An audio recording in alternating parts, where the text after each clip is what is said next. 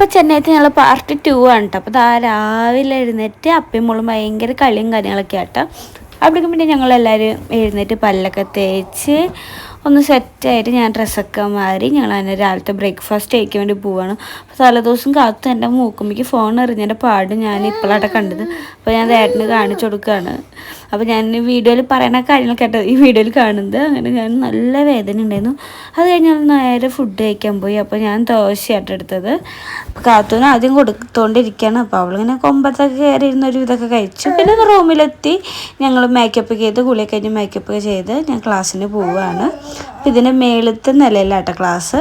അപ്പോൾ അവിടെ എത്തിയപ്പോൾ സാറ് വന്നിട്ടുണ്ടായിരുന്നില്ല. പിന്നെ ക്ലാസ്സൊക്കെ തുടങ്ങി കുറേ നേരം ഒരു ഉച്ചയിലേണേരം അവിടെ ക്ലാസ്സൊക്കെ ഉണ്ടായിരുന്നു. പിന്നെ അവിടെ തന്നെ ഫുഡ് ഉണ്ടായിരുന്നു. അപ്പോൾ അങ്ങനെ ഫുഡൊക്കെ കഴിച്ചു.